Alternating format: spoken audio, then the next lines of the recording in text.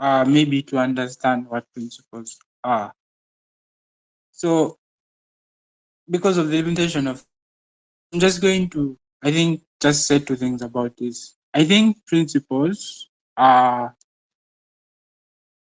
I think, rules, regulations, fundamental understandings of society, and most cases are, I think, are systems that are indoctrinated into people from within that specific societies or religion.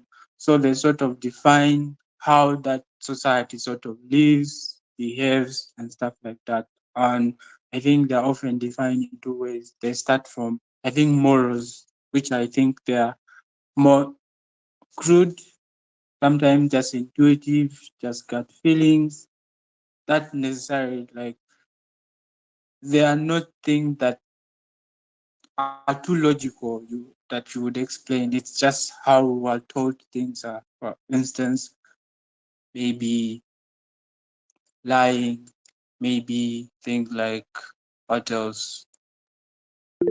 Like the things that we don't have a lot of, I think, logical explanations as to why we do them like that. Or maybe marrying a relative and all that. Like there are no like physical or tangible problems we would associate with other than just it's something that is wrong we ought not to do. So it's just stuff like that, how we define society. This is right, this is wrong, and we have grown up to accept them to be the way they are.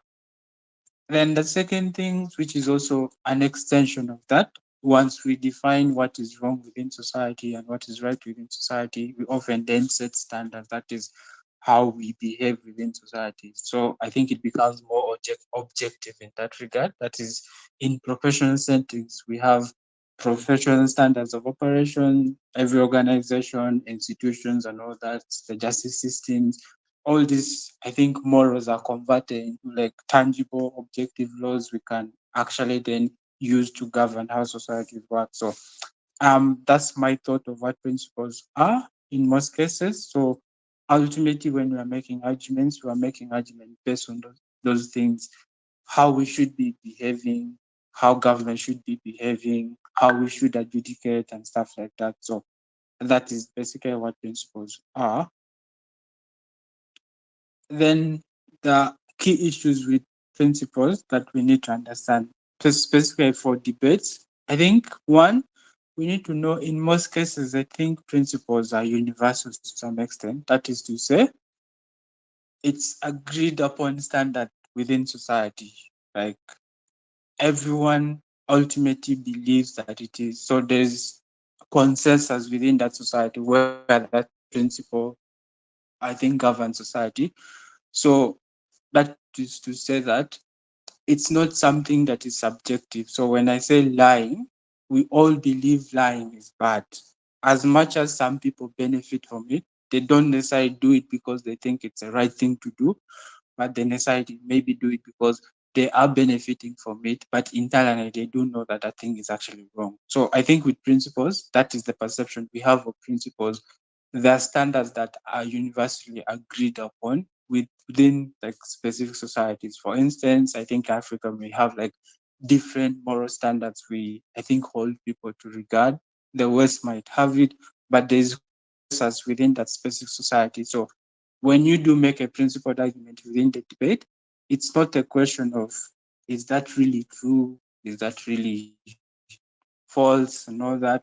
It's often about the application of the principle. So to be like, is this situation, is the principle applicable in this situation?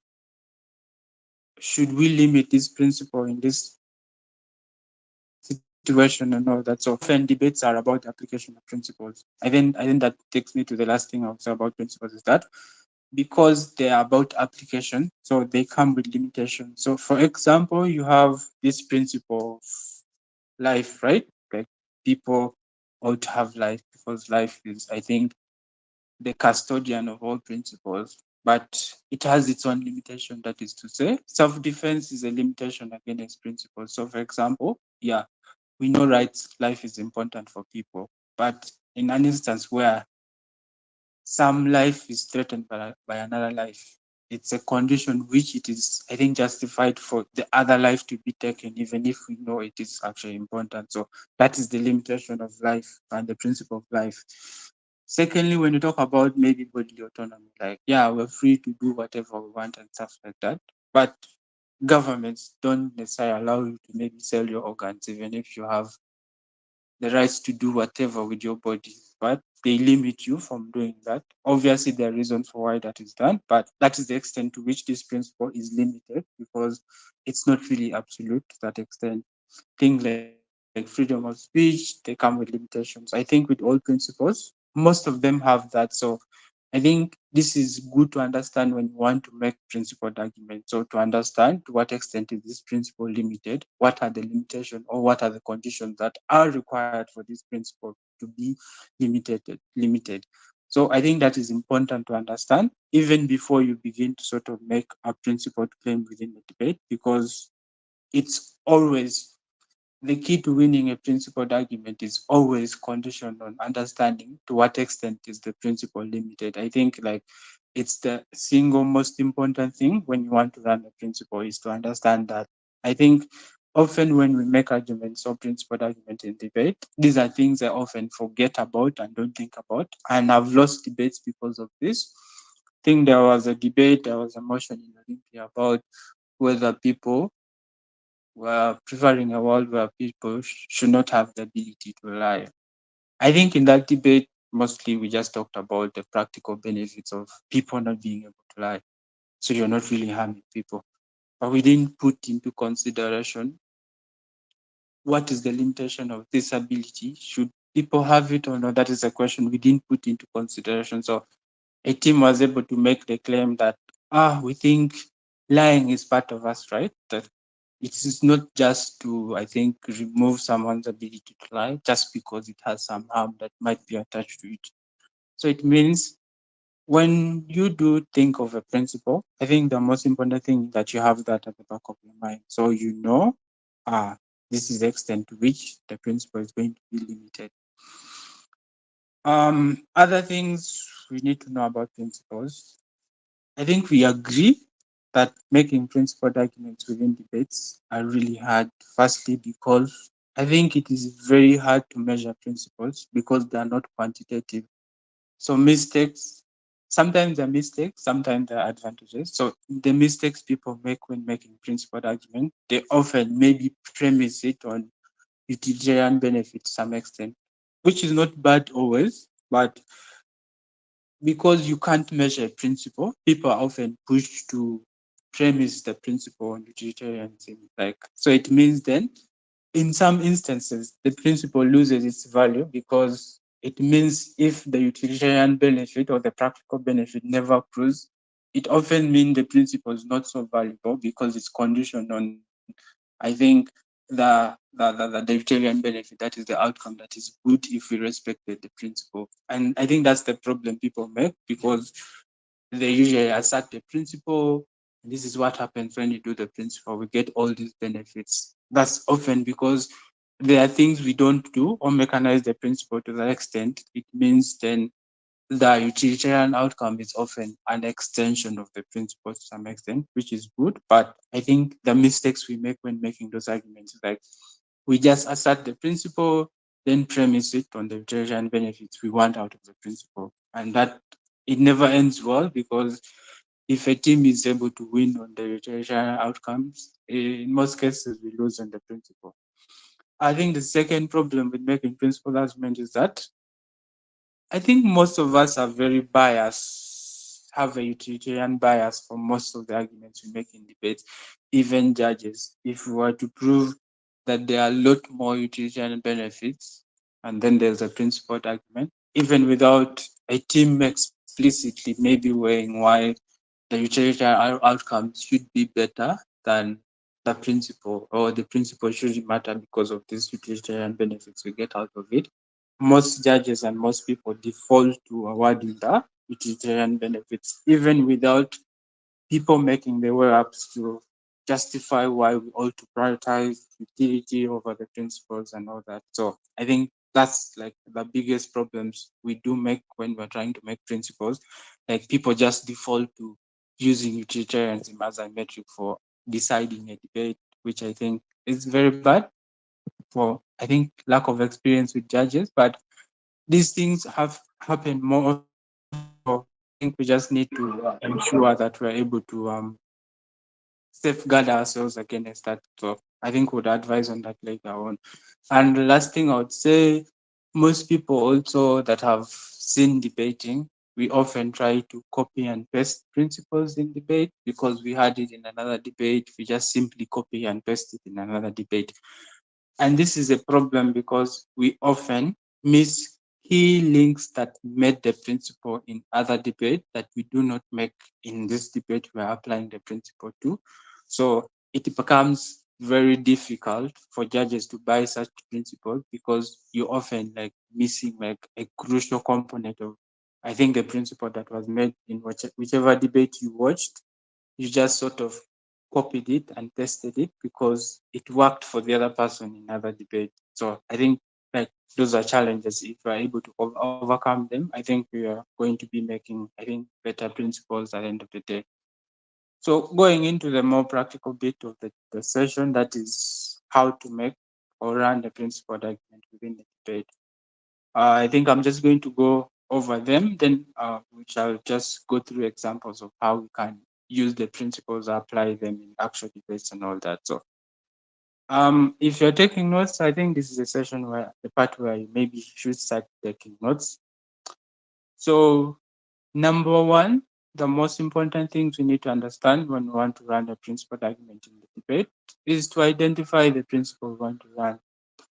Depending on what motion is given to you, some motions are about governments maybe implementing a lockdown. What is the principle you want to run? We think implementing lockdown will allow the government to protect people's lives, right? So that is the principle, government's obligation to protect lives. That is the principle want to run in the debate. We think lockdown is what gets us that protection we have because blah blah blah and such things. That is identifying the principle you want to run. And I've seen speakers that complicate this part and it sort of makes it hard for adjudicators to sort of buy as well. Because I would say maybe not being too familiar with running principles. So they often have like very complicated labels for the argument itself.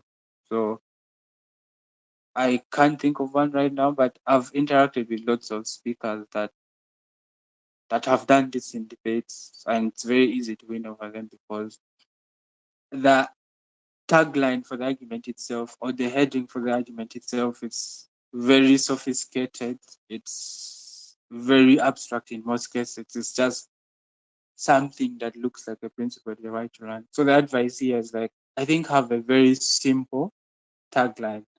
We think the government has an obligation to protect its citizens. That is the principle we want to run into debate. Government's obligation to protect their citizens and all that. People should have the freedom to express themselves. People should have the freedom to vote and stuff like that. We should have body autonomy. People should have agency over where they choose to go and stuff like that. I think very simple things. Sometimes you just phrase it, question someone, say we're going to prove why using this we give people more autonomy. Why we allow more people to do this, why we get more than this and stuff like that. So like you can phrase it as a question, which side of the house is able to, I think, protect this principle, how this side, which side is able to protect more minorities and blah blah blah. Like phrasing it in this regard is often easier for, I think, adjudicators to track because they know the direction of where that is going. So the key point is identify your principle and have a very simple label for the principle. Once that is done, you move on to the second thing. That is, someone would say, explaining the principle, right? Or maybe someone would say mechanizing the principle. So you have identified, we think the state has an obligation to protect its citizens. Why does that principle exist? Why should the state be doing that? That is, I think, then you're going to explain why the state has that obligation, right? Number one thing, like social contract theory, that I think people have ceded their rights to the state, giving them their taxation and that. So in return, the state has an obligation to repay that trust that is given to them, right? So I think implementing lockdown is a way in which the state is able to do that.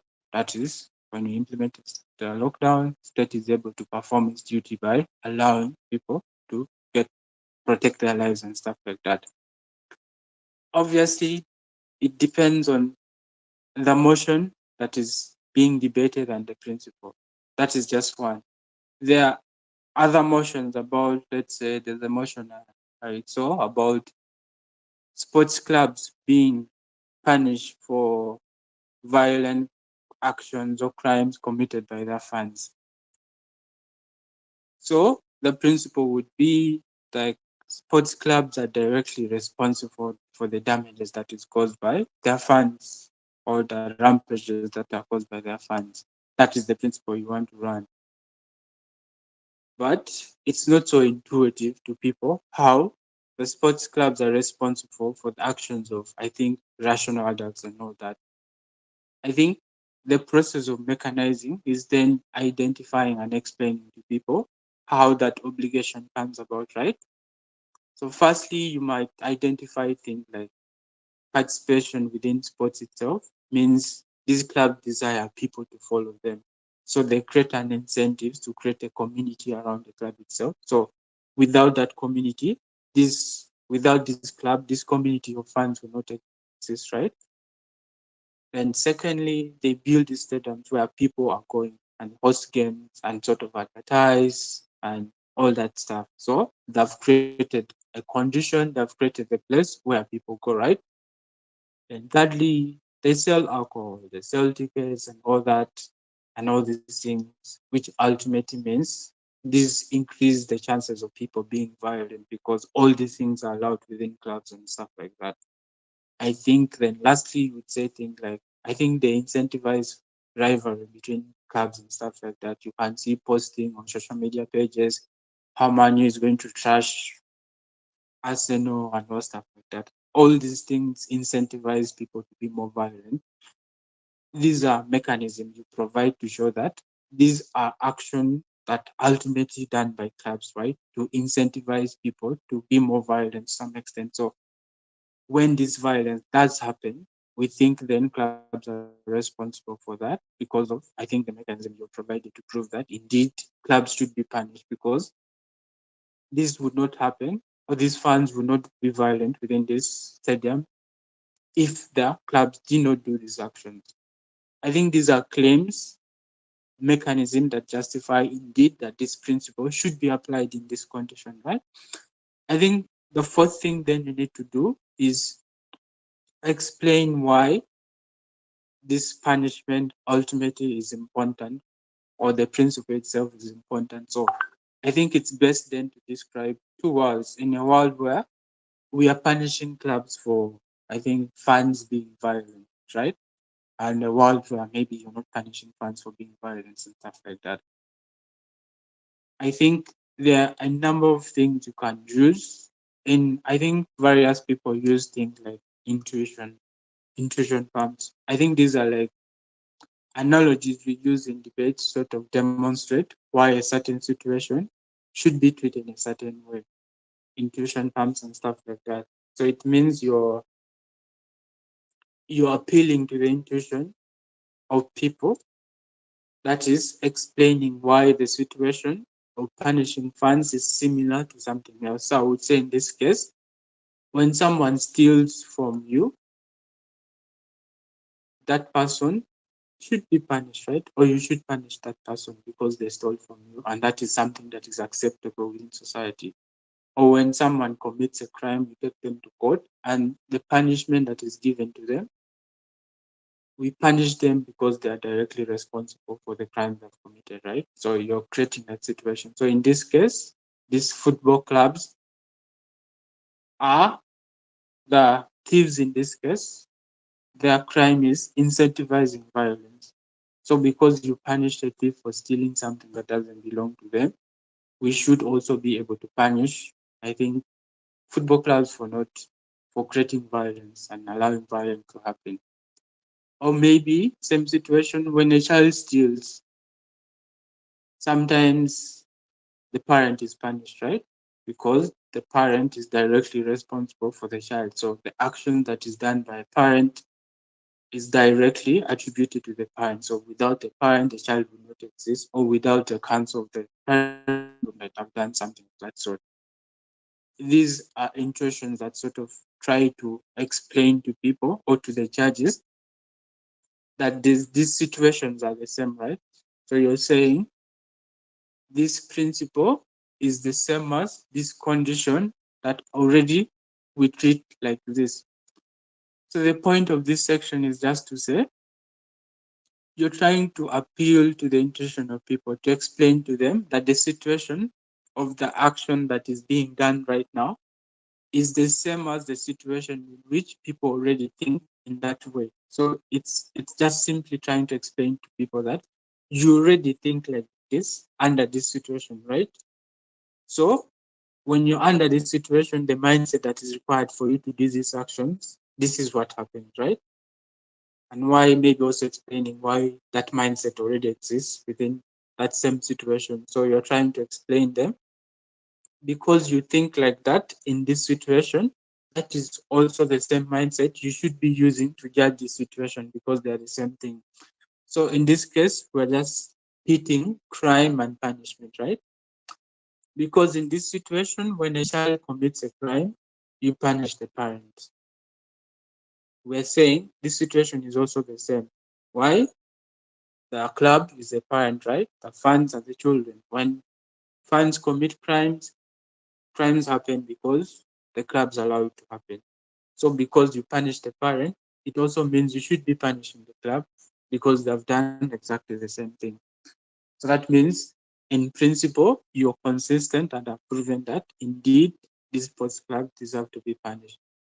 Maybe for government, like the argument on government's obligation to, I think, protect people and stuff like that. Like that's, I think that like the same thing. So using things like you need to understand intuition terms. They should be, I think, demonstrating sameness of the situation. I think that's the important key to note is that you're demonstrating why the situation is the same. So you're trying to appeal to the judge that when these things happen, you think like that. We think this situation should be treated the same way. Or maybe you're appealing to similar principles being applied in other places. Like you could say reward system, right? When someone does work, you pay them because they did work, they deserve to be paid. So you're relating principles, you're relating situations to this principle you're trying to defend. Because like I started, principles are not very intuitive, right? They don't have like a metric for measuring them in most cases. So the only way you can convince people to believe indeed that your principle should be a valid one is when you're able to show them that they're already thinking this way in other situations. They're already evaluating the same principles in the same way. So that is to prove to them that indeed this is how you make decisions when situations like this do happen. And that's how you execute the explanation for the principle. I think the last thing then is to just demonstrate the importance of the principle within the debate, like just largely, like I said, describing a world where this principle is like respected and a world that where these principles are not respected and all that. So I think for the sports arguments, it's very clear. It's like when we don't respect these principles, and right, like sports clubs are benefiting from fans paying, sports clubs are benefiting from tickets and blah blah blah and stuff like that. If we are not punishing them, it's just encouraging negligence to happen. And at the point where these clubs are benefiting from this sort of negligence, there's a bad precedent is that often that is set, which is bad for society in general. That's why these things ought to be punished because we want to decrease the amount of negligence that people do have. We don't want to be rewarding negative vices within society. Leaving these vices unpunished often means we're encouraging bad action and stuff like that. That often means then it demonstrates in a world where we have this principle, we have more sort of consistency in the way we sort of apply punishment and reward systems in society. So it often means punishing sports clubs would mean we are, I think, maybe reducing the amount of negligences we have. We're encouraging clubs to be more responsible for their fans. I think that is demonstrating why we are prioritizing this principle is essentially important at the end of the day. I think the last section of I think running an effective principle, and I think this is what most people are guilty of. Like I think I've tried to avoid this as well. Like most people when they do run principles, they actually know possible responses people could have to their principles, right? But they do nothing to I think deal with that response. And that often means the hard work of I think identifying the principle, mechanizing the principle, I think the intrusion terms and linking the principles, comparing these principles often becomes a wash or becomes useless when people are able just to point out that we think fans are rational at the end of the day.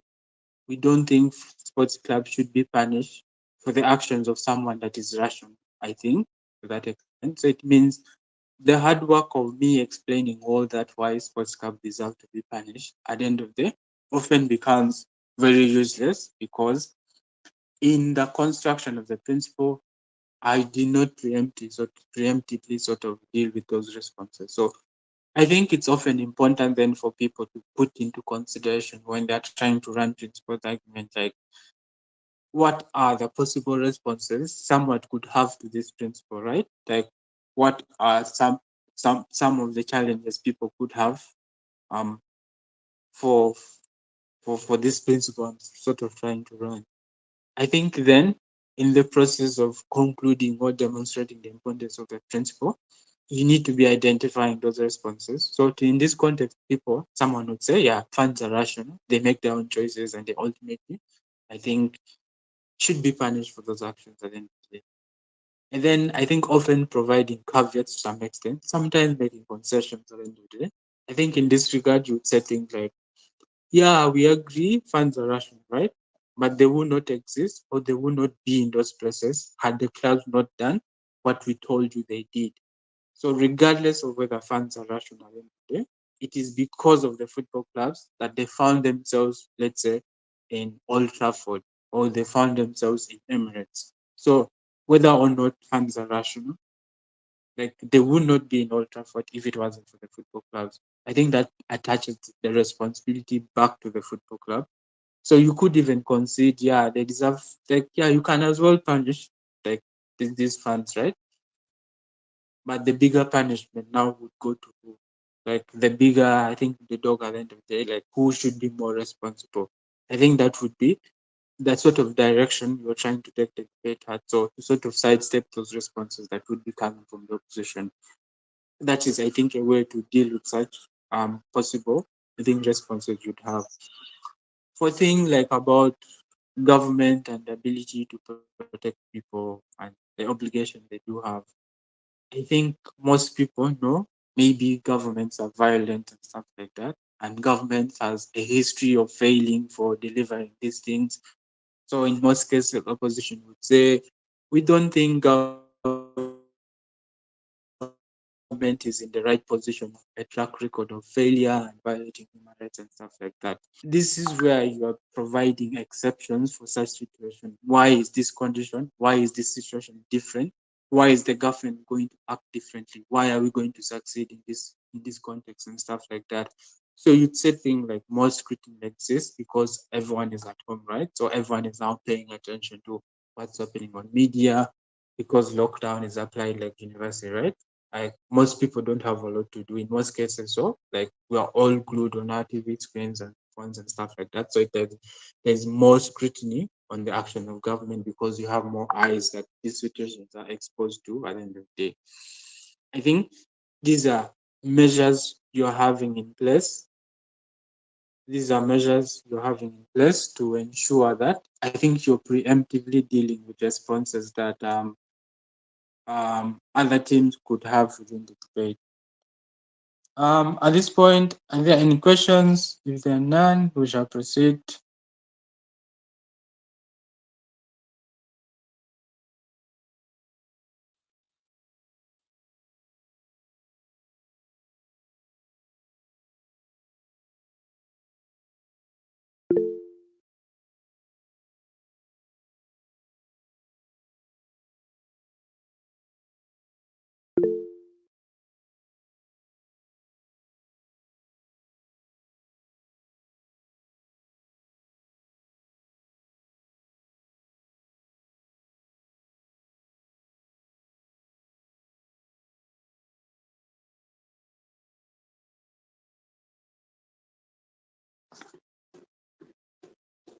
Okay, so we're proceeding.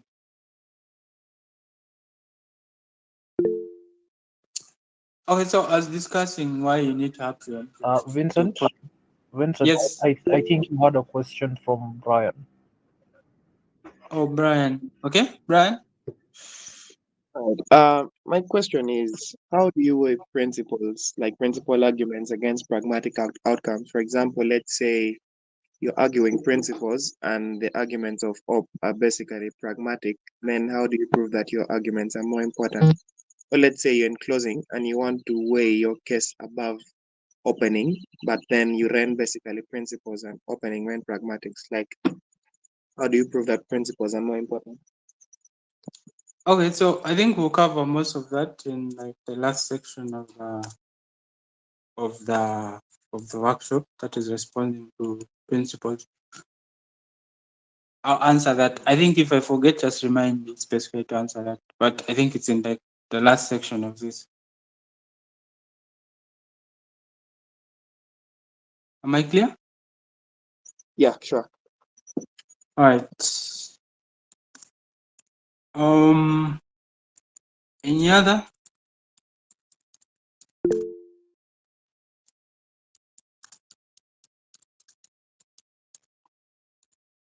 Oh, yeah, Paris.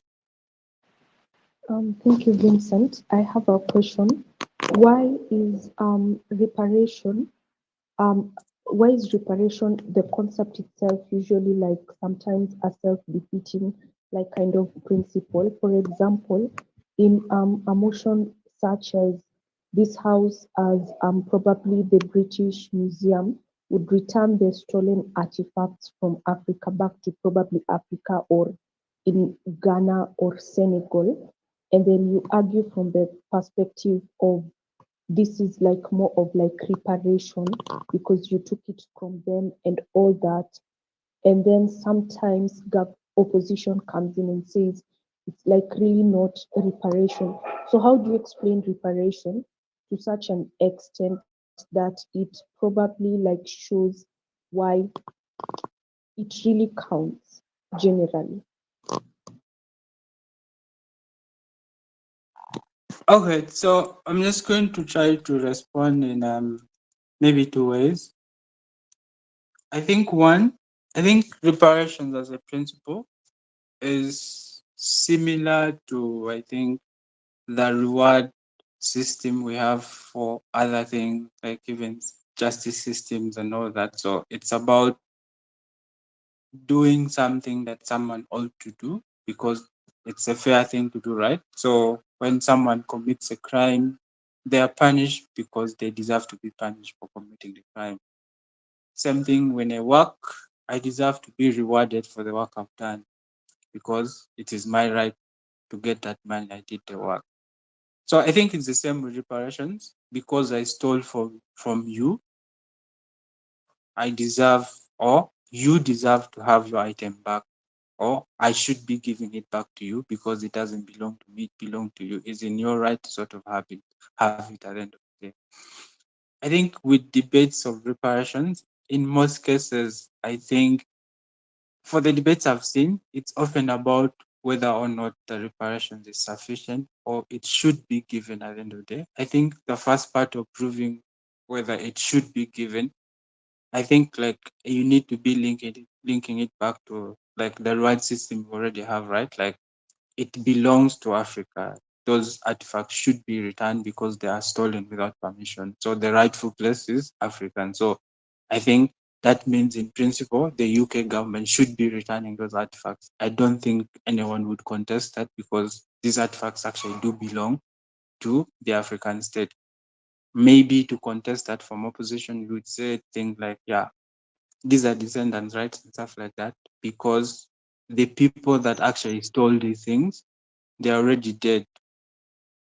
Like, you would not punish the son for the crimes of the children, right? Which I don't think is necessarily like the strongest response, but I think some extent is able maybe to defend why, like the current generations, like necessarily to a greater extent should not be beholden to the crimes of their descendants. Maybe also you can talk about how I think slavery happened. In most cases, it was leaders within Africa, right? Like chiefs and all that, that sold this thing to the white people. Like it necessarily wasn't like stolen from them. Like some of them was sold to them. So if something that was sold by your selfish leader to another leader, I don't think the person that has bought it from someone they thought legitimately owned them is a problem for the buyer because maybe they didn't necessarily, they are not responsible for this person stealing it. He stole it and sold it to them. So it means to that extent, this reparation is not deserved because they legitimately got this item. So there's no reason why this reparation should be given at the end of the day. I think from both op and prop, I think those are maybe items I'll try to make this argument stick. Then I think the last thing on it should, whether it is sufficient or not, um, that is a bit subjective because you maybe question what would be the outcomes of these operations or whether these countries have already done enough through things like education, scholarships, and blah, blah, blah. It's like they have done enough to give Africans back for the harms they've done, right? For the things maybe they have stolen and stuff like that. Provided a lot of scholarships and education, then do maybe the problems within Africa necessarily like they are persistent because ultimately Africans are maybe like very terrible in sort of choosing the leadership they do have, right? Because the situation would be different had they maybe made better decisions and all that. So giving this reparation back would ultimately have any sort of marginal impact on the population because you already have a condition that is bad that doesn't allow for these societies to thrive.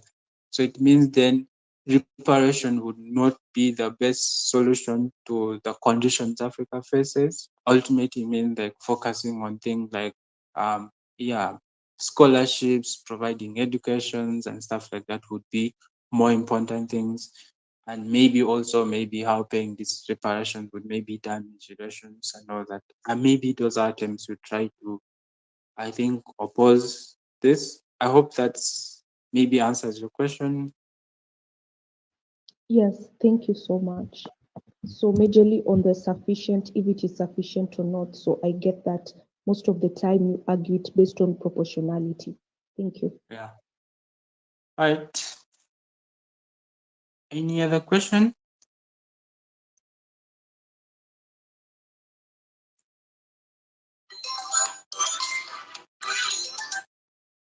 Okay, so I think if there are none, I'm just going to conclude on the making principle, then we'll go into some examples. So I think there are like two important things we need to do to make our principles stick within the debate. Like I already told you, the first one is I think identifying possible responses that the other teams would have. I think questions you need to ask yourselves, I think like, is this principle maybe within the limits of what principles are limited to some extent? So think like, to what extent does this principle maybe harm other people, right? To what extent is this principle violating other people's rights? Is this principle coercing other people and stuff like that? So I think thinking about those things will often give you results or probable responses that opposition might have to the principle you're sort of trying to sort of run. For self-defense, I think like proportionality and stuff like that. Is this proportional? Is this enough? Like just making sure that your principle is within the confines of what opposition would say. We think this is the extent to which your principle is limited, right? So it's too much because this is at the point where we deserve to limit that principle. So safeguarding against those things is ultimately important for, I think, winning a principled argument. Second thing, I think this also sort of responds to the question Brian had. You need to be weighing it against competing principles. So I think maybe opening government, this often is sometimes established from prime minister, why this principle is the most important principle within the debate. So you weigh it against other principles they might run, also against utilitarian benefits they may run at the end of the day. So it means you're defining why this principle is the most important metric for deciding the debate, right? So I think using an example of the world's 2026, 2016, like the boss your speech and stuff like that, right? Just proving why capitalism is violent and it is bad. Like like the most important thing within that debate that justify these actions, right? Like though they don't explicitly do it, I think it was done and the deputy, just proving why capitalism is very violent and the actions against it is actually often merited. I think there are people that are more deliberate in explaining these things.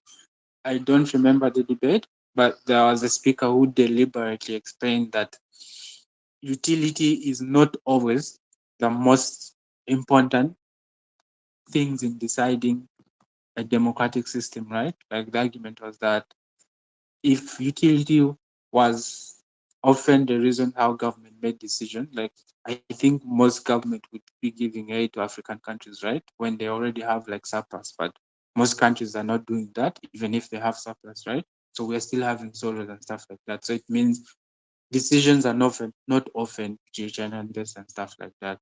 I think also there was, I think, another speaker who was defending utility as like the most important metric in sort of deciding a debate. I think that was Euros 2022 in terms of why other principles other than utility are insufficient in sort of giving people fulfillment and stuff like that. Like number one, they are not quantitative because you can't measure when they give someone, let's say, the right to sort of choose, whether that choice would ultimately make them happier, would make them a better person. You don't have a metric to sort of quantify to the extent to how they would be satisfied with their decision. So it means it's insufficient to decide for people in most cases.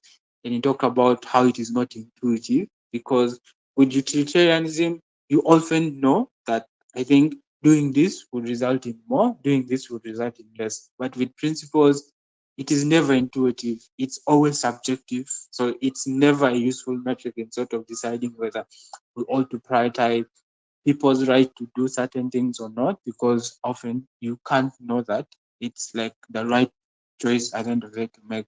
So a debate about maybe whether we should go back in time and kill baby Hitler, right? Like at on a deontological point of view, like killing Hitler at the end of the day to someone would not make a difference, right? Because you're going to kill them, but it doesn't necessarily mean that the actions that have happened because of this person would not happen because ultimately someone else could do the same thing, right? Like it doesn't really make sense to do something of that sort because you can't ultimately quantify them.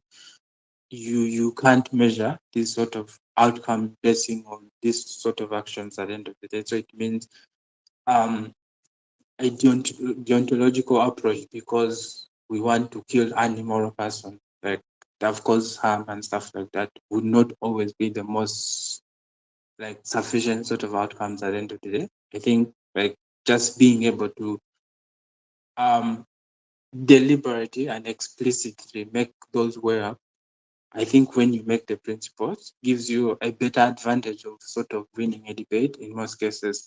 I think the question Brian had was in terms of how do you weigh against utilitarianism or how do you weigh against other principles? So I think I'll cover that in the responses bit.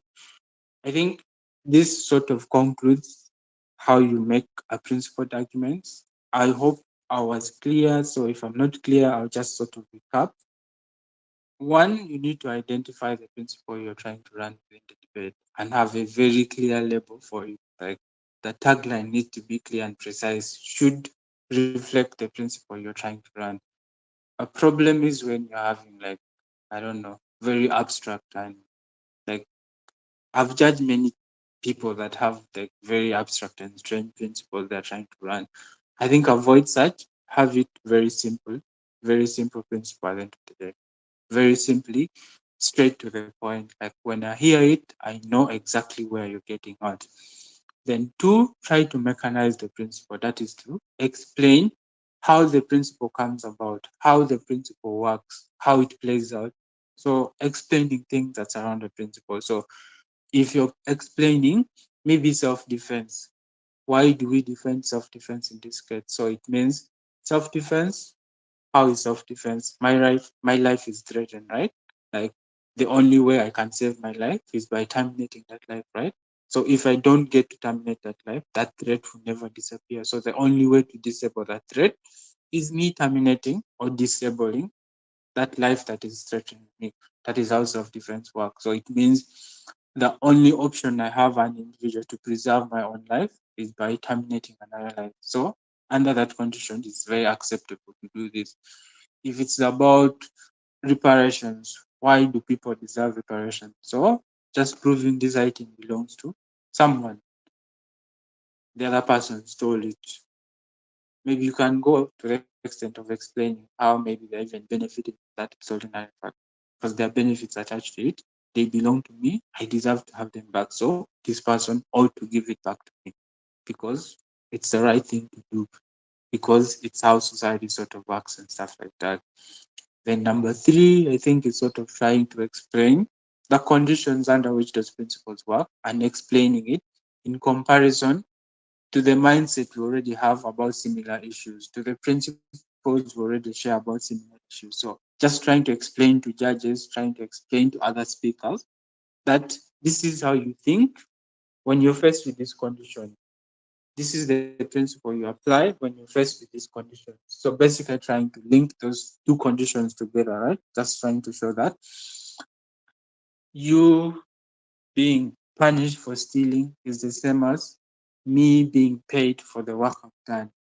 So because you think someone should be punished for stealing, equally I should be rewarded for doing work. So it's a reward system. That's how reward system sort of ultimately works. So it's basically sort of the same situation and stuff like that. I think intuition pumps are a bit more complicated because people often don't do it well. But just trying to paint a scenario of where something of that sort happens and why ultimately this decision needed to be made that way. So I think the way you develop that is by constantly practicing. So I don't use a lot of intuition pumps because ultimately people misinterpret them and sort of that. I am not very good at explaining them. So the best thing I do is like just try to explain scenarios and how we apply these principles in other spaces and stuff like that. But that's the goal of intuition pumps as well. Like you're trying to paint a situation that reflects the sort of, I think, the moral dilemma that the situation, the debate is asking you to do is the same. So just trying to demonstrate the sameness of the situations within the debate and what we already believe. That is, I think, the third bit. Then the fourth bit of the principle is basically demonstrating the importance of us applying this principle, right? What is the world with this principle and how does it look? Sort of demonstrate to some extent, like already tried to explain, in a world where government prioritizes the protection of its people, or in a world that government is always negligent and stuff like that, which one ought to be better? We would prefer a world where governments make tough decisions in most cases if it means protecting its own people because you think it's important for government to do this, maybe even if they have a track record of failing and stuff like that, then try to at least establish why conditions are necessarily not the same or sort of different. And the last bit is being preemptive. And I can't stress this much harder. Like being preemptive is like, I think it's like the magic bullet to winning principal debates because I think the importance of being able to defeat possible arguments. This is how, in most cases, opening governments win debates, right? When you are well, your preemption of possible arguments in the debate, always, I think it's very obvious in most cases when you're running a principle, it's very obvious the responses you're going to get to that principle. I think then it becomes important that you preemptively deal with those responses. And when you do that, I think half of the debate or the battle for winning the debate is done. And like I already said, there are two ways you can do this. Like just asking yourselves questions as to what is the extent of this principle, what conditions may limitation to this principle, who is this principle harming, who is this principle violating, how is this principle coercive and stuff like that. They'll give you sort of ideas of how like opposition would respond. Then two, just making way up like to other possible principles they may run in the debate. That basically explaining why, if it is maybe deontology or utility, like is the most important principle we need to evaluate such a debate and stuff like that. That will help you defend against possible responses you get. So with that, I think then we can discuss some of the few debates we have, like in regards to principles. I think I would say there are majorly two. There are principles debates that are maybe purely principles. So you have principles in conflict or rights in conflict. So in most cases, it's about one right versus another right, right? Then the other debates are often like deontological principles versus utilitarianism. That is principles versus pragmatism, stuff like that. I think like those are like the two major divisions of principle debates. So you can't have a mixture of both in any sort of given debate. So okay, so I needed to share this slide. So I don't know if it's possible that we can try to build principles for some of these examples I had. So let's assume we have a motion. This house would invade, what is the country that we can invade right now? Maybe Sudan or South Sudan. So we have a motion like that, your government, like what are the possible principles you're defending in such a motion? I think this one now we can be interactive. Like, anyone have any idea? What principles are we defending? Why are we invading Sudan? Anyone?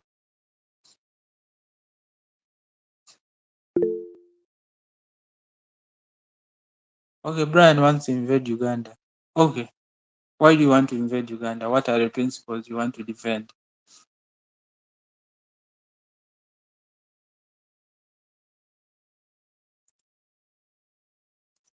Okay, so I think one, I would think that because you think there's a violation of people's rights, right? Like the government is violating people's rights, which can also extend to democratic rights and stuff like that. So in this debate, we're invading Uganda because Uganda is violating the rights of the citizens, right? Like it's not respecting democratic rights of the citizens. We want to protect the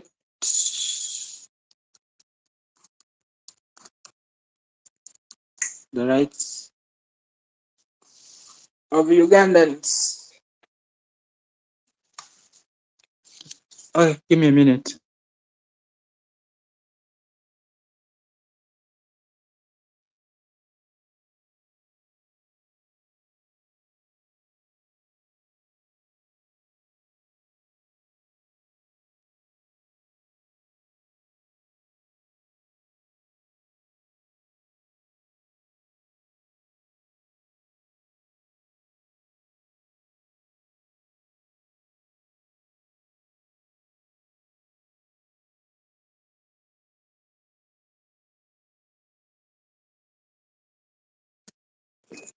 Okay, so We're just talking about why we need to invade Uganda. I want to protect people's rights. The government is violating people's rights.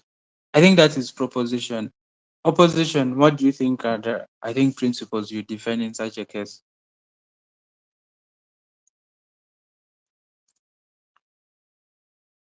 Anyone? Am I speaking to myself?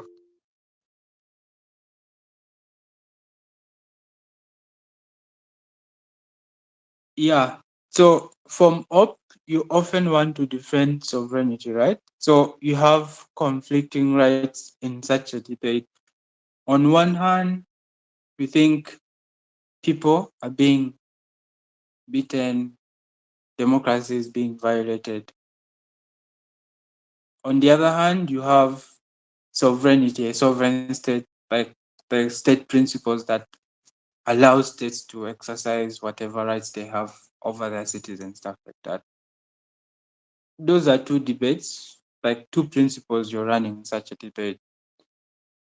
They'll follow the same pattern, right? Like identifying the principle. We want to protect people's rights. Why? The government is killing them, they're not allowing them to express themselves. When they do, they're imprisoned, they're beaten. There is also maybe extrajudicial killing, justice system is flawed, like blah blah blah and stuff like that. I think the most important part I want to emphasize here is like because you know what opposition is going to run, right? Like they're going to talk about sovereignty and stuff like that.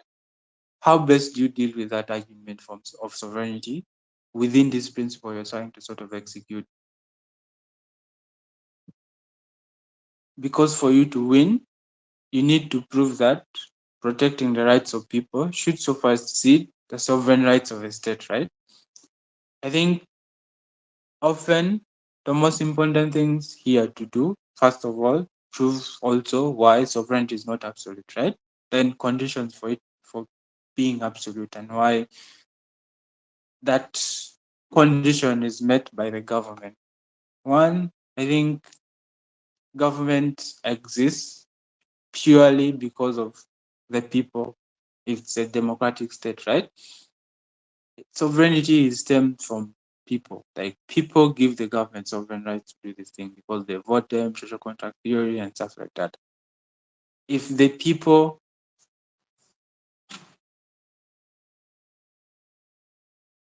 yeah, in most cases, you have very many institutions that want to invade. Yeah, so that is also a discussion of who should be invading and all that. Like there would be a discussion of that, but we're focusing on the principle, like the more important principle here. I think that second principle would be about obligations, like why does the invader deserve to invade and why are they the right person to invade? I think like the higher principles here, the first one, the most important one, like the rights of the people and sovereignty, right? Like those are things we ultimately discuss first, then we can um okay. Brian says in all cases invasion is external and sovereignty is always an issue. Yeah, it's like it's an external thing. So that's why it becomes important for sovereignty versus rights, right? So that's why you need to demonstrate why the rights of people should supersede sovereignty in that context. So you need to explain in this condition has the Ugandan government made the conditions for sovereignty to be, I think, disregarded and stuff. Going back to, I think, principal mechanization, those I think pointing back to all those things, freedom of expression, extrajudicial killings, and blah blah blah. All these things, to some extent, is urging the government to lose its sovereign grip over the people. The fact that it's people that often mandate the government to do whatever they do. Once that respect is lost, I think then it's sort of legit for most people to, I think, disregard sovereignty to some extent. Same thing with opposition. Demonstrate why sovereignty is key in this context and why it is important. I think it's often pointing out to historical situations that have resulted in similar outcomes or when invasions have been used and all that, whether the situation changes. I think it's often key to point out like outcomes often are not different, right? Like it's a normal organic process for most developing states or young democracies to sort of go through So it means to some extent you're pushing back against the importance of an invasion, like because these are processes that government often take. These are processes often developing states take. Like, yeah, you may to some extent also concede, like, yeah, people are harmed in the process, right? But the bigger picture at the end of the day, when we officially like dismantle sovereignty at, I think, maybe younger stages would set bad precedences and why ultimately it's bad, like leading to maybe the same outcome because the next government always do the same, then you invade. Next government always do the same, then you invade. It becomes a counterintuitive sort of process. So then also maybe defend the importance of having sovereignty to some extent, why it is key and stuff like that. I think then maybe you can talk about the invader in question, like their track record, whether they're legit. You can even question their moral authority to do this. They may be equally the same. Like I think what China, Russia sort of uses when responding to criticism, right? Like you have similar issues within your country. Like what moral authority do you have to question us and stuff like that? I think that's ultimately what happens in such debates.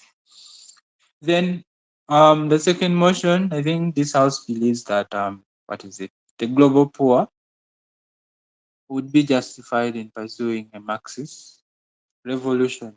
I think everyone has watched that debate. Principles in this debate. I think there are two principles government ran in that debate. Are people still here?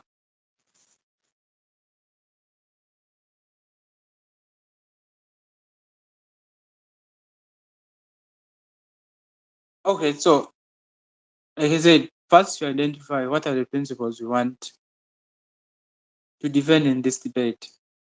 I think in this debate, what government did very well was basically prove one, why capitalism or property is bad. Two ways. First of all, in the process of acquisition, it was acquired unjustly through things like colonization and slavery, right? So it means the product of capitalism is an immoral process that harmed people in the process. I think number two, they also proved why like it's very exclusive, right? Like it's sort of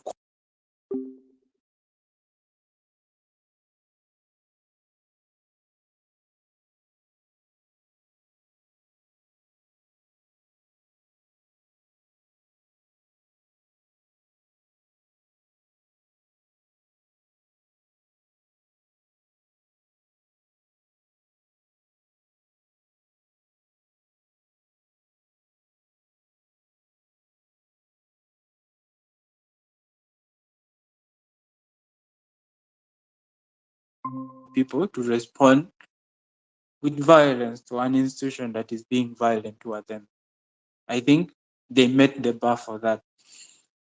I think in this debate, opposition in this debate opposition didn't really engage majorly on the principle, but I think from opposition, I think it would be fair to engage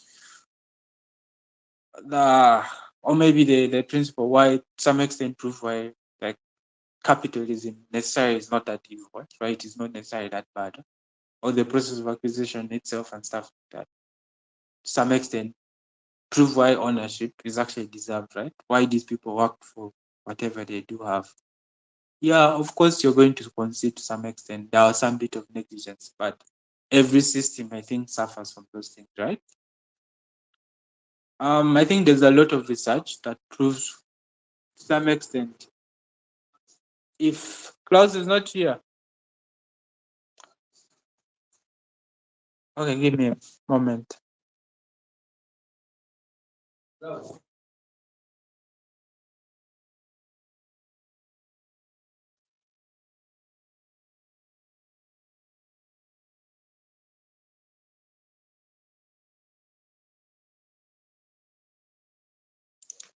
Okay, so I'm back. So my attempt at defense for capitalism in that regard would be, I think there's a lots, I think both lots of research that points to the fact that habits often become the reality people live. Like if you took away wealth from rich men or a rich man, in 2 or 3 years they would be back to that situation. Equally, when we give money to the poor, in 2 or 3 years they'll be back to the situation, right? In that regard, does it mean because I'm rich is because is it I'm rich because maybe the process of me getting wealthy is because I did wrong things, and the poor person becoming poor, I did wrong things and stuff like that. I think in this situation, I'm just trying to say that maybe the process might have been bad, but it would make no difference if the process was reversed, right? Even if you gave poor people whatever they had, because it's about my ability to accumulate wealth, my sort of capacity to accumulate wealth, right? I've built a capacity, I've built an habit that gets me wealthy all the time. Because when you give poor people, they often default back to their situation, stuff like that. So the concession you're willing to make in such a debate, like, yeah, sure, these people, to some extent, nah, we did wrong. But you can mitigate through things like, I think closing opposition tries to do, democratic processes that allows people to change the system, through things like scholarships, through things like, I think, what else did they say? There are a lot of mitigations they do make. I think those are attempts that point to the fact that as much as it was bad that these people stole, but they have attempted to maybe mitigate the situation, or maybe to some extent also try to prove why the situation is not as bad as proportional pain.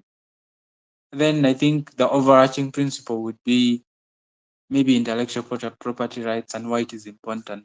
Why I think whichever system you try to constitute will ultimately default to respecting that principle, because the alternative would never work in that instance. So it means um, your Marxist revolution, it's going to be violent, right?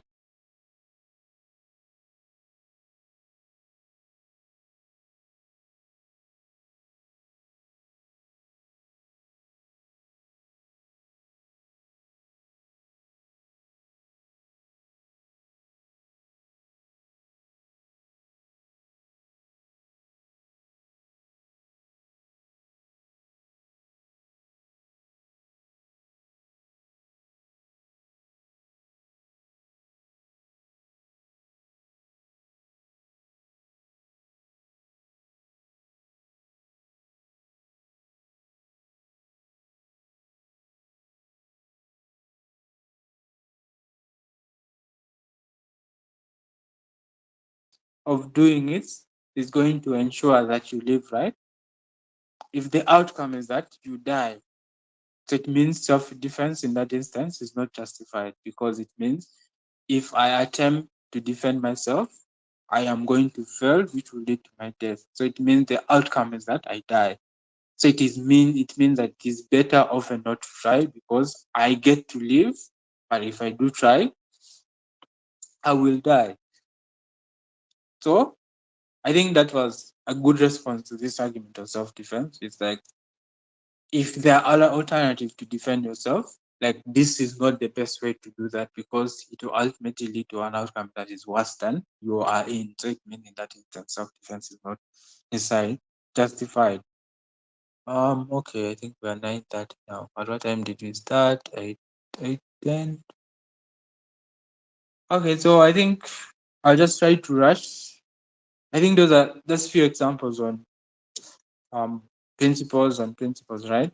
Then you have principles, utility, principles against utility. So you have a motion like, and I think this is the most complicated motion I've seen, and is I find it really, I'm still struggling also to defend it because there is a lot of issues within this debate.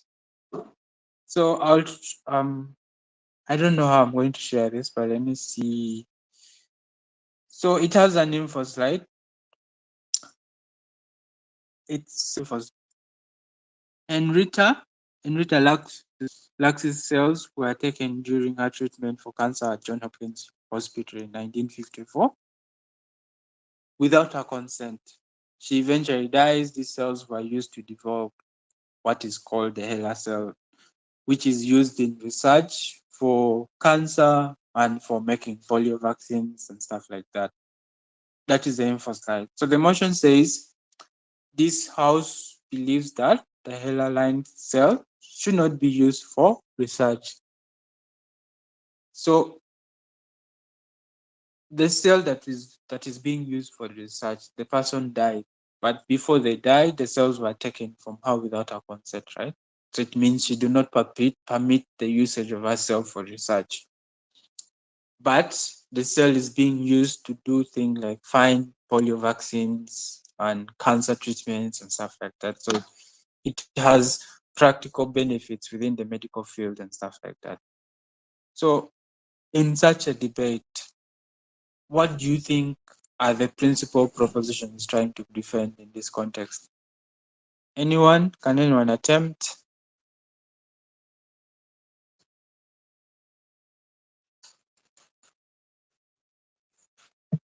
Are people still there? Have we got the motion or do you need to repeat?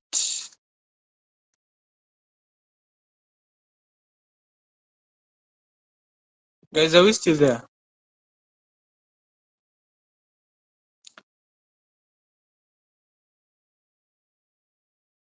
Okay, Okelo says life. Could you unmute and explain? What do you mean life? Yes. Hello. Well, thank you. I think team proposition in this case will really say that given the fact that these cells are pretty much important in saving life, in ensuring that we get to discover, okay, first of all, polio vaccines, and then helping us carry out research in advancing medical health in as far as cancer treatment is concerned. Then, therefore, in that case, we are actually we use the principle of saving life in this very particular case as team proposition. Okay, so it's clear from opposition, the principles are clear, right? These cells are being used to save lives. I think there's a utilitarian bit and maybe also maybe geontological bit, but the overarching point here is that the action that lead to that saving life is a violation of the principle of consent, right? So it means in most cases you're debating against utilitarian outcomes from opposition. You get to save more lives, you get to treat cancer and stuff like that. I think proposition would not doubt that, right? But how would proposition be able to win such a debate given you are debating for one, a person that is already dead, right? So that's some of the complexities that this motion has. Does consent really matter if you're already dead? Do the dead still have rights? That is something we need to also think about because it would be easy if maybe we're taking it from a living person, right? I think it's easier to defend. But this person is already dead. But the issue is that we took the cell before they died, so they didn't consent to the cell being used. Does anyone have any interesting take? Yeah. So I have something on my mind. So you see, for people to hey, yeah. So this is what I have to say. I want to share. So for people to even experience like or get to have some right within society or merit certain right within society, you should notice that the government that dictates the category of individuals who should have those rights. It is the government that also determines who should the category of the people, and the government dictates, or by the constitution it dictates the characteristics these people should have to be able to enjoy this particular like right? For us to prove this particular like thing, for us to prove that this particular like concept, this particular like person does not even have the right, right? Does not having is not having like the rights in this context. What we need to show is that this particular like individual, right, doesn't even merit any right within society. At that particular point in time, that particular thing becomes like a non like like a non-entity, like a non-entity of matter. Like what I mean is, it doesn't become something that is necessarily important like human again. That person is less of a human, or is an underperforming human. So therefore that we cannot attribute right, or the society cannot attribute that rights to this individual. What it means that to this individual, what it means that this individual cannot have the right to life. So i.e., the rights that you can enjoy as an individual and the rights that I would enjoy as an individual, this person no longer like has it, because this person is less of a human in that particular context. At that particular point in time, the state, the state, because in the vast majority of time, these people who be carrying out this particular research is going to be like the state, or it's going to be like a body that is like funding this particular like thing. Things that can take, like, we have every right to take like things that are non-human, without any questions or without any demand, provided it doesn't belong to anybody. You have a legitimate claim to take this particular like thing. That is why you have the right to take, let's say, to cut a stick or a wood that doesn't belong to anybody, and you are not questioning that particular prospect. We just need to prove how this person is not human, doesn't have rights, and so therefore we can build it. We can just take out this particular cell and do this particular. This is why. Okay, so that's interesting. I think somewhat deals with the principle to some extent, but I think you do know, like, states, as much as they define people that have rights and people that don't have rights, I think to some extent there's a bit of value we attach to dead people, right? Like, we give them dignity, like things like we're respecting their wills they leave behind. To some extent, means that we do give value to, I think, authorities that were established by dead people before they die, because we respect the will.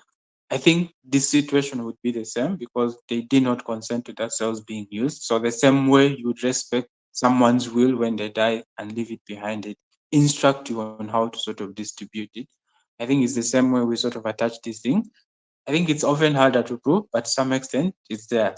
Things like burial grounds and stuff like that, we don't desecrate these things and stuff like that because we have respect for the dead and stuff like that. I think often the most important thing for mob, I think it's often easier to do, is because there's a lot of utilitarian benefits we derive from this cell, right? So it means in most cases it's easier to win from opposition. So because you're able to concede that states ultimately take your rights in any instance where they feel it's legitimate to do so. I think in this context they would say, like, in this case, consent is not the most important value we can, I think, defend, because ultimately we think in this case we ought to prioritize the utilitarian outcome because of the number of people you're able to serve, right? So from opposition, I think the debate to some extent is a bit easier to defend. I want to get ideas on how maybe as a proposition you think consent in this context is like a very important thing where we should, I think, disregard any sort of utilitarian benefits we derive from this sort of cell.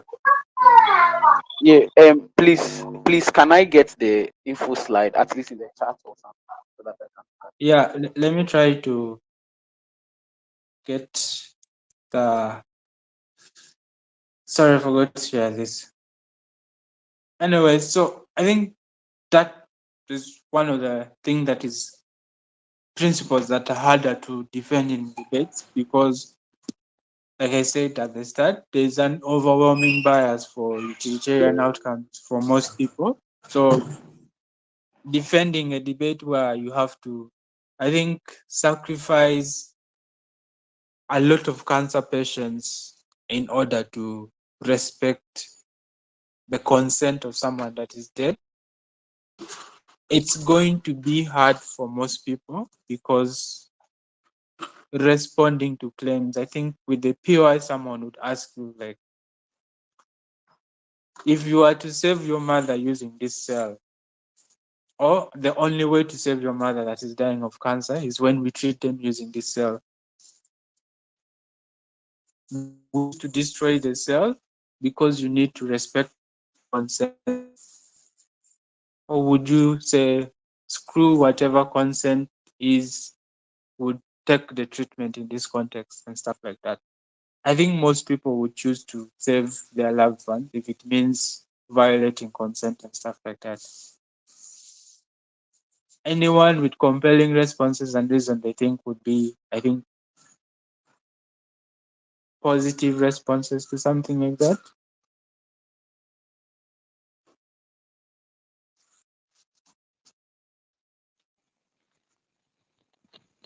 Hello? Yeah, I can hear you.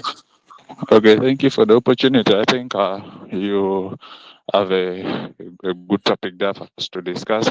Now, what I would just like want to say is my understanding, because we see here that consent has been violated, especially of the patient, because the cells were taken before this patient died. That means her consent was not taken. And we would say if those cells were not taken, there might be chances that this person might survive. And so taking those cells maybe should have like geared the risk, and that led her to probably like die.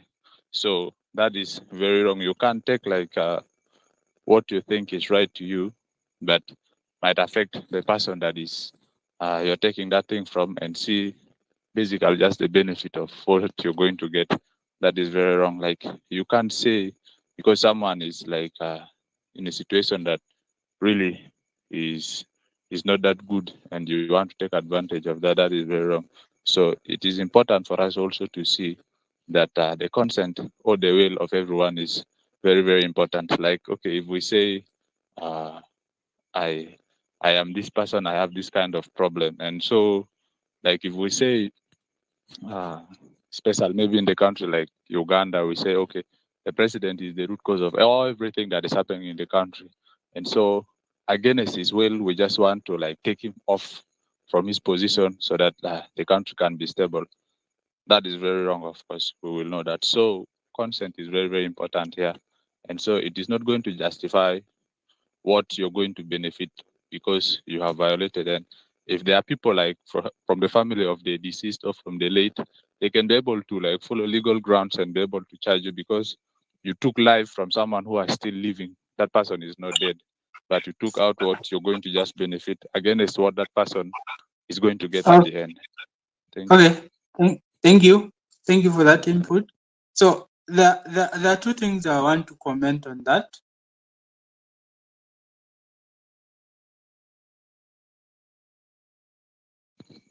Yeah, you're welcome. All right, thank you. So I'm just going to have maybe two responses to this and a bit of, I think, advice on how to engage maybe principles in broader contexts.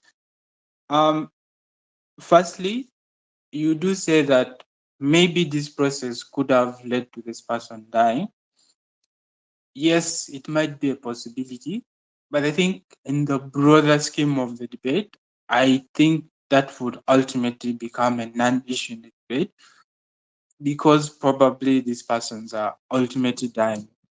I don't think taking a cell from them would be something that would lead to their death, but yeah, it's possible you can't mechanize to the point where you prove negligence and stuff like that. That could lead to their death and stuff like that. It's a possibility, but I think it would be a long shot for such a debate to prove the action might have resulted in persons dying and stuff like that. I think it's often very easy to deal with from opposition in most cases.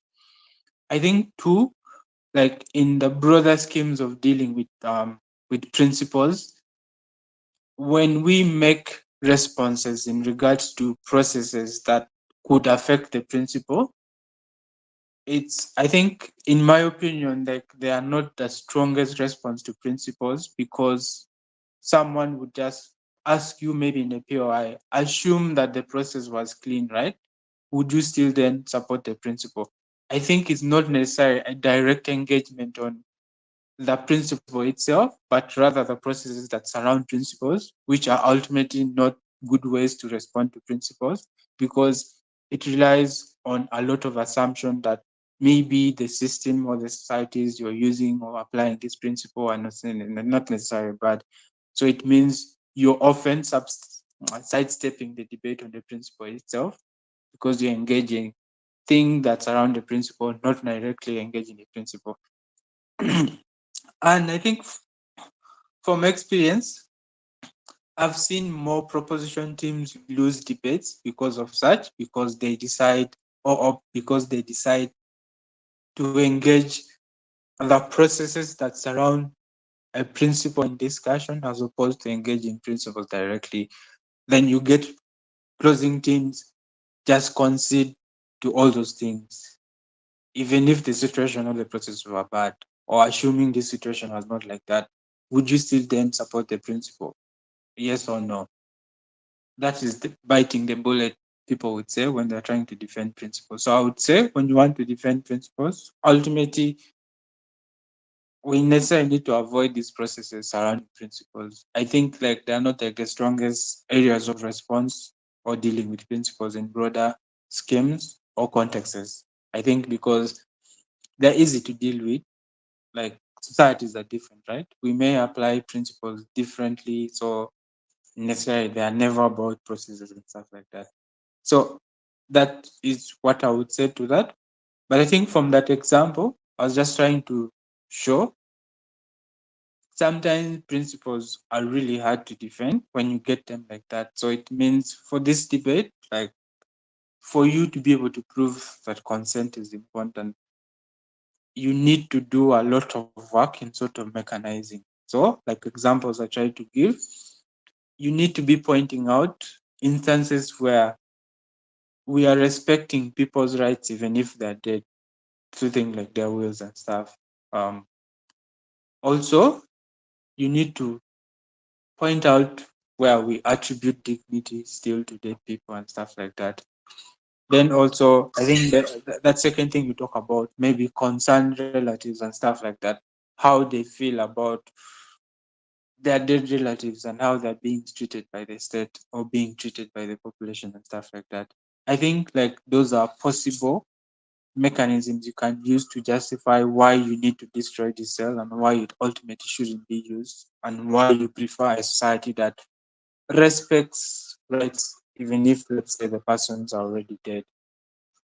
Okay, so if there are questions on this, feel free to ask. I think we are way past time, but I'll just, I think, rush through the last portion of um this presentation, and that is directly responding to principles.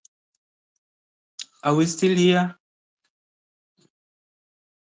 I think at this point, if it's very late, just feel free to leave. Anyone that is, I think, willing to stay can stay behind.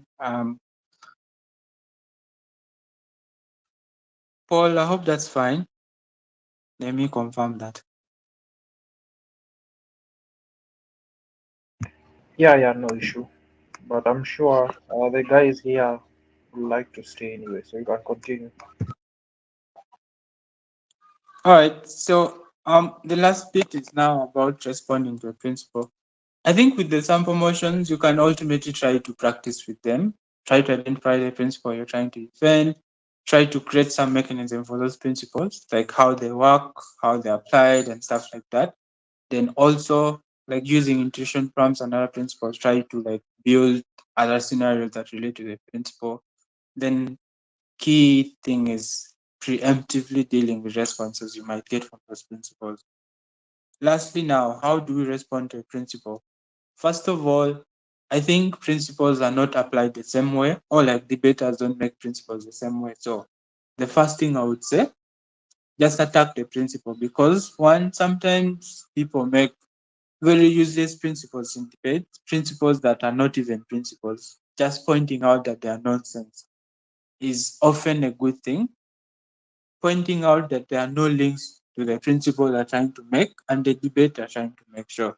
There is no correlation between the motion or action the motion is portraying that ultimately interact with the principle. So I think it might seem intuitive, but I've done this a lot in many debates because people just sometimes just randomly pick out things to say in the debate and call it principles. Like, for instance, free education for everyone. That might be a good thing, but I don't think it's a principle that I don't think it's necessarily a principle.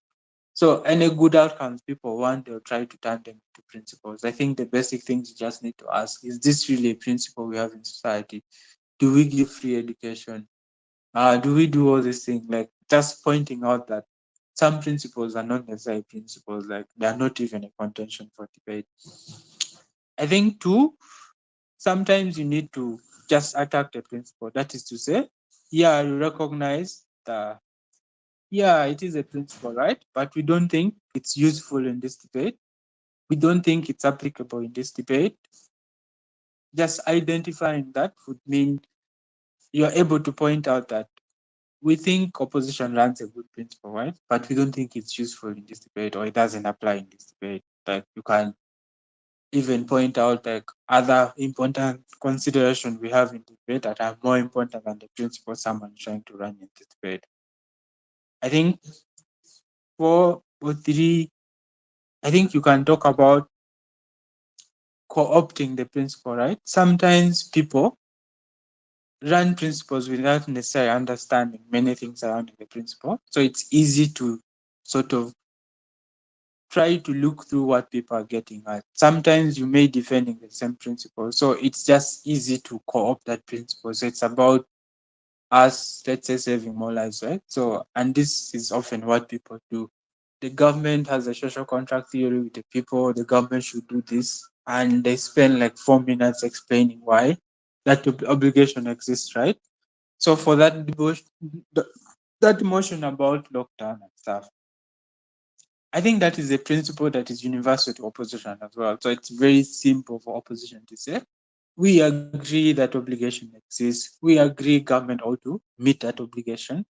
But what we do disagree with how we're meeting it. So on our side, we think we actually meet that principle better on our side of the house. So it means you have co-opted the benefits of the principle proposition is running in the debate. So it means that time people spend explaining certain principles in debate might be wasted because they ultimately are not engaging the broader context of the application of the principle we're trying to make. So often realizing that we don't need to challenge the principle, we can, because we can operate or debate within the principle itself. So it's about who achieved that principle better, who does the principle better. So that is often a good way to sort of do that.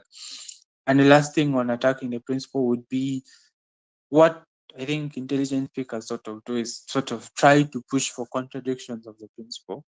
It means you're trying to push the logic that the team is trying to apply for a certain principle. That is to say, you want the team to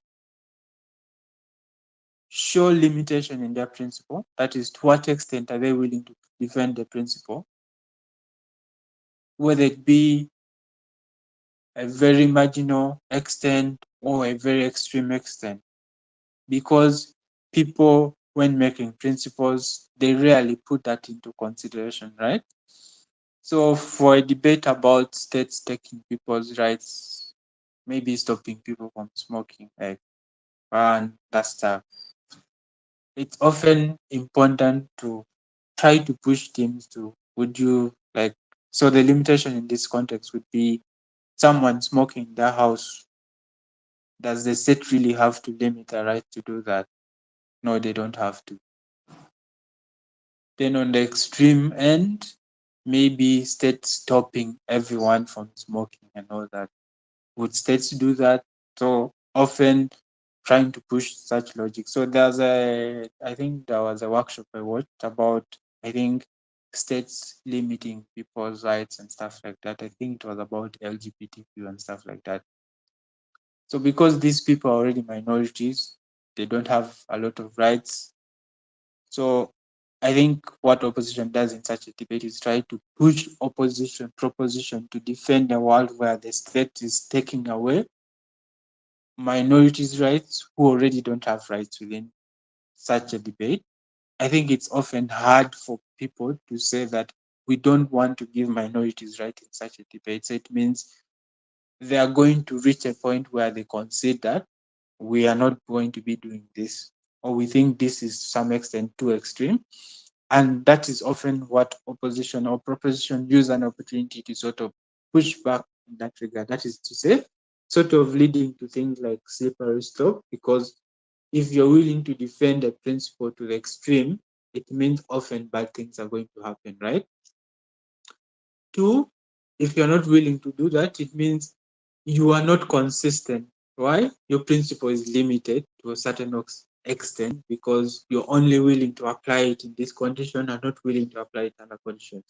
Then in that scenario, you explain why most cases the scenario that government is unwilling to defend the principle in are places where the principle often works. So it means government is being inconsistent in the majority of cases. So that's what you're trying to achieve by pushing for a contradiction in this regard. So it means the government will often fail in defending a principle when it is too extreme or when it's too limited. So it means it's very marginal in its application at the end of the day. So it sort of devalues the importance of such a principle in the debate. So I think when you think of such things when people are debating, it's often important to help build your cases around those things. I think most people don't do it, like or they do it to a less extent. Like this argument on slippery slope, like we never create the conditions for creating the slippery slope because we often assume that government won't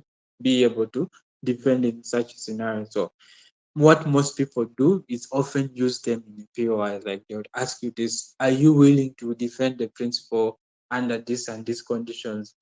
If it is a yes, it means they are going extreme. If it is a no, it's still beneficial. They are very limited, very narrow in scope, right? So it means the limitation, the principle is very clear. That's what often like smart speakers do to get a concession out of speakers when they're trying to oppose and defeat a principle in debate. I think the second thing is often identifying conflicting principles. That is to say, principles have a hierarchy. There's a principle of right that is more important than your ability to self-actualize, right? So recognizing that principles exist on a spectrum, right? There's a hierarchy of principles. There are more important principles, there are less important principles. I think the caveat here is that as much as there are principles that are important than others, often conditions and situations mean that this hierarchy is sort of changed to some extent. For example, I think some people who die for their religion, right? So because the dignity they have, the respect they have for their religion is more important than their rights to life. So they would say they prioritize their dignity above their lives. So they're willing to defend their dignity, even if it means they lose their lives. So it means for such a stakeholder, their dignity supersedes their rights to life. So it means in a debate or any debate you're having where you have like those two competing principles at play, being able to identify such conditions means that you're able to prove why your principle is the most important. If you're able to link why the stakeholder thinks this principle is the most important by reflecting on this hierarchy that people have for rights and stuff like that. So often identifying that is key to winning a principle debate sometimes. Proposition is defending the rights to life. You tell proposition, right? Like there are many instances where people give up their lives for their dignity. For example, I think like protesters in Hong Kong, they went to protest. There are investment bankers that had very comfortable lives to live, but somehow left their jobs to go and protest, even if it meant that putting their lives at risk. What does that show? Like the rights to life in most cases, like most people, it's not the most important thing. If it means the quality of lives they live is actually bad. So it means they would prioritize a better quality of life and their freedom to exercise their democratic rights over them living at the end of the day. So that is, I think, a very key factor. And then two, sometimes you have rights in conflict. That is the harm principle. When you do this, you harm someone's ability to do this. So this is where limitations sort of come in. You would say, we can't do that because your ability to do that conflicts with other people's abilities. It's often, I think, people use minorities in context like when you do that, you limit minorities from doing this. So it means it is legitimate to harm. When you do that, you harm someone's ability to do this and stuff. It's related to, I think, also maybe consent, maybe voluntary. I think I'll engage that later as well. But there are harms that are voluntary to some people. Some people consent to certain things happen to them. Other people don't. For the case of, let's say, smoking, my ability to smoke is good. I want to feel good, right? But when I smoke, it's going to harm some other persons. So it becomes legitimate for the state to limit my rights because it's conflicting with another person's ability to exercise their rights. So rights to maybe clean air and stuff like that. So also identifying when rights are in conflict is also important for winning a debate on principles. So you are able to prove that this right is going to conflict with these other rights. It's often about self-actualization and stuff. It could be even about the individual, right? Let's say we want to restrict someone or restrict someone's choices. I think this is not emotion, but I saw an article or I saw a news feed on Twitter that I think one of the legislatures in the US did want to implement a law that bans students convicted of hate crime from accessing scholarships, right?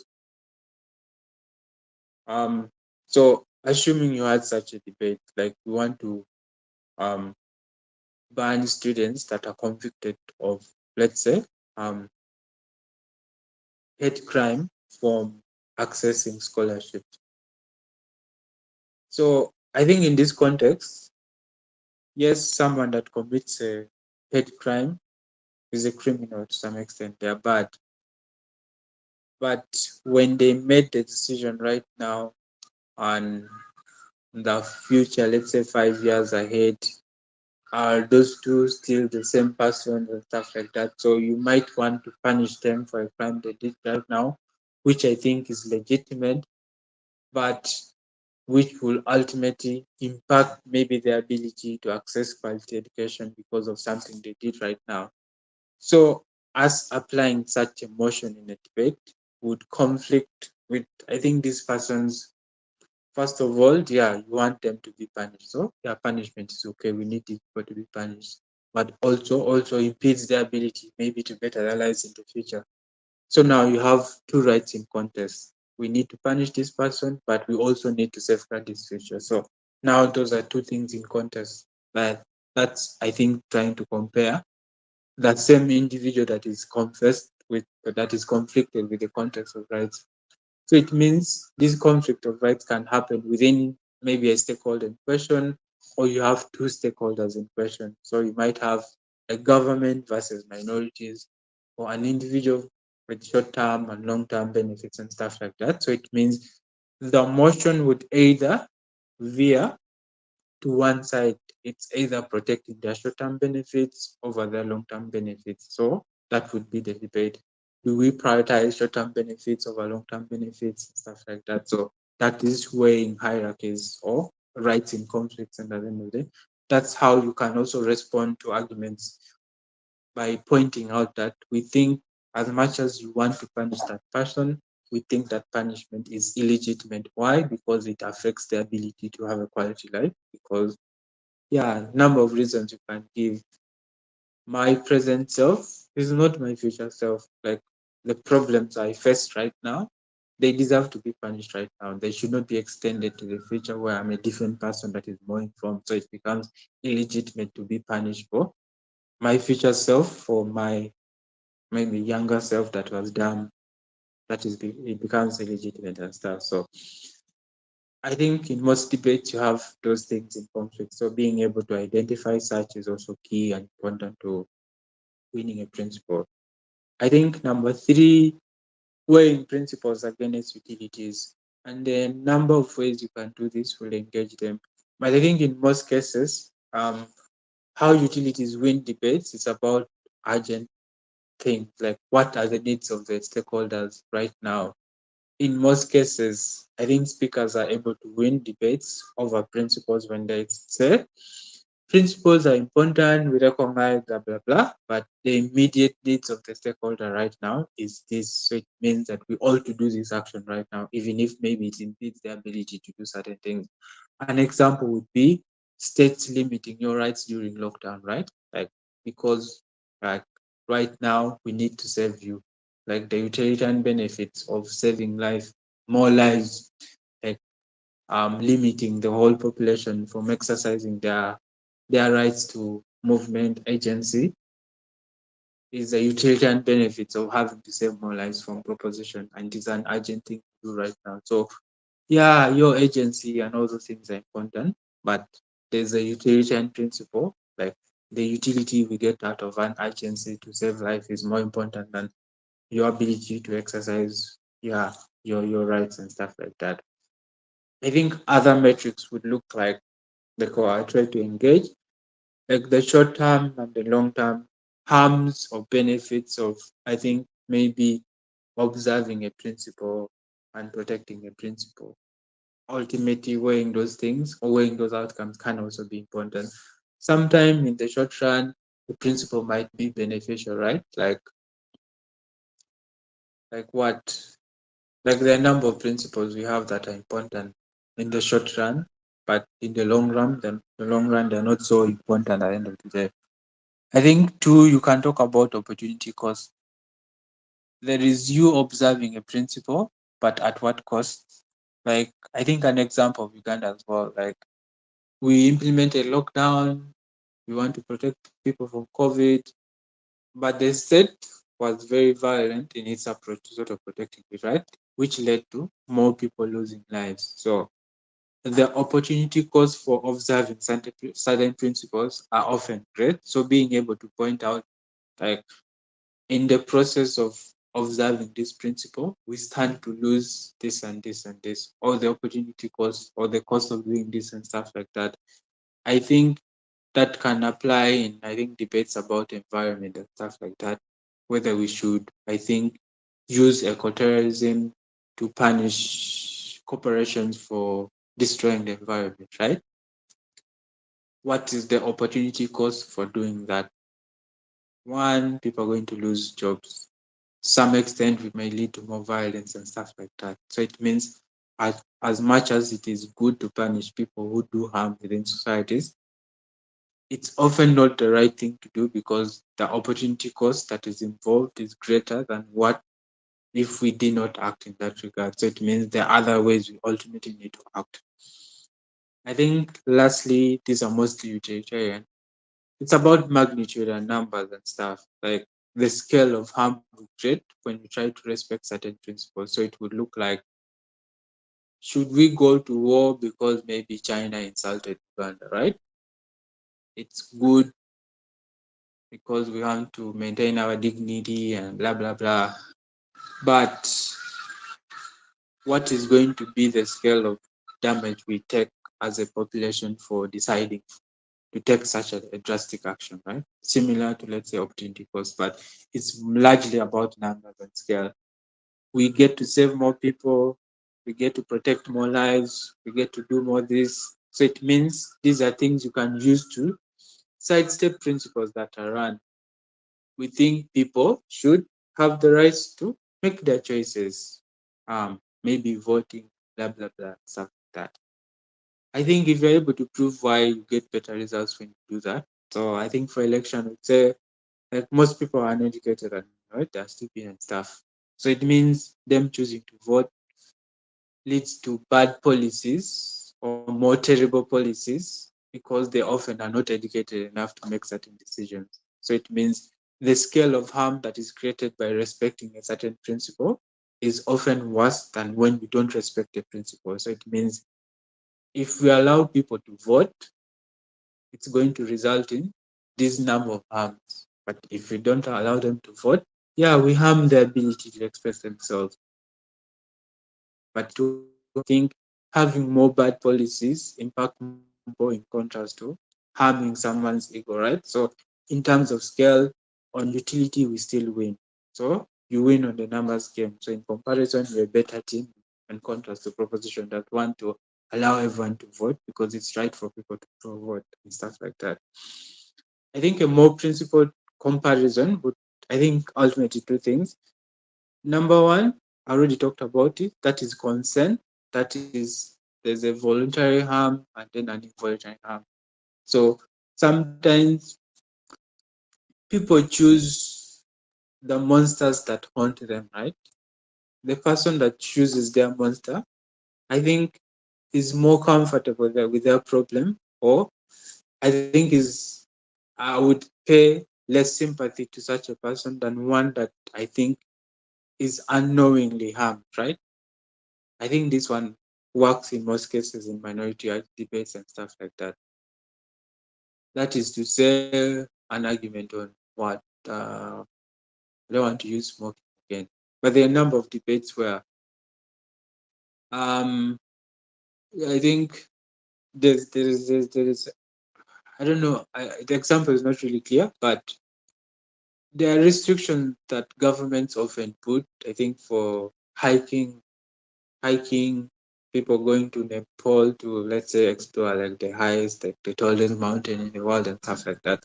So government uses usually like tries to limit how many people go, limit people from doing certain things because of I think risk that are associated with going to such places, right?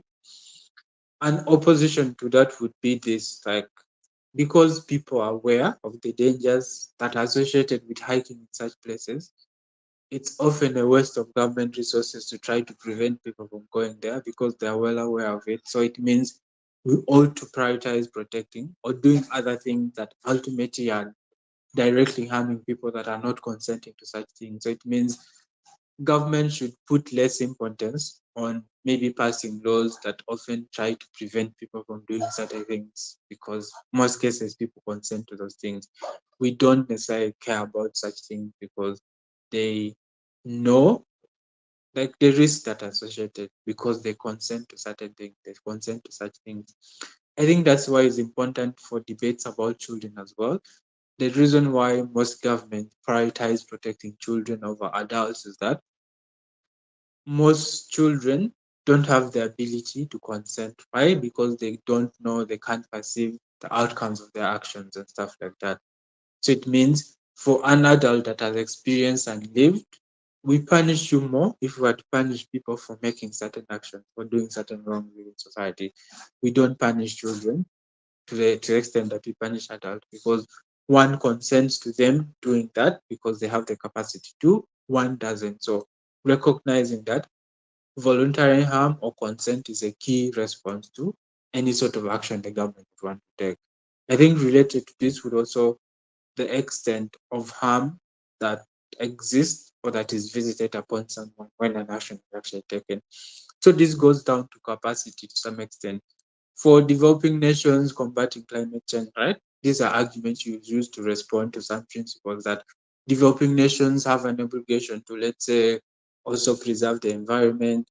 Developing nations also have an obligation to, I think, promote a fair environment and stuff like that. I think often what you can point to the fact that their capacity to make an impact on any sort of decisions you want to make, that is contribution to fighting climate change. So you can point to things like what is their contribution to emissions? I think it's very marginal. What would be their impact of their decisions and stuff like that? Then also, maybe you can point at things like intensity. What is the extent of the harm they would be visited upon if they did or did not act? So being able to recognize someone's capacity and ability to maybe impact change or be inflicted is also key in sort of responding to a principal claim that is made. So we recognize in principle that is good to do, but what stake do they have? What capacity do they have? How is the intensity of impact? So it often, if you're able to answer such questions, you're able to diminish the impact of a principle that is made because you demonstrate, even if they acted or did not act, the outcomes are very marginal because their capacity is very limited in this scenario and stuff. So I think it's a good way to sort of also respond to a principal claim that is made from the other side of the house. I think with that, I would end the session here unless there's specific questions.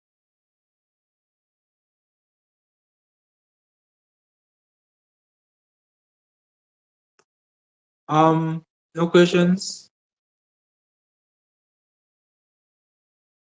Okay, so if there are no questions, I think. Vincent, I think you have one from Bernard. Okay, Bernard, yeah.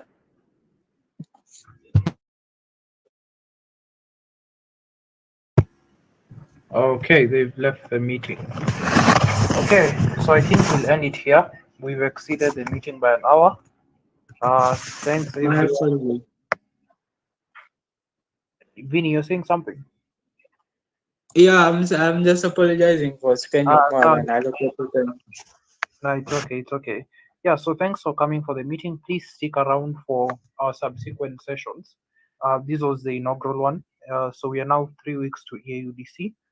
Expect a lot more action from CAP and OPCOM in this regard. So for today, I'll bid you good night or good evening from whichever part of the world you're joining us from. And all the best, guys. Thanks.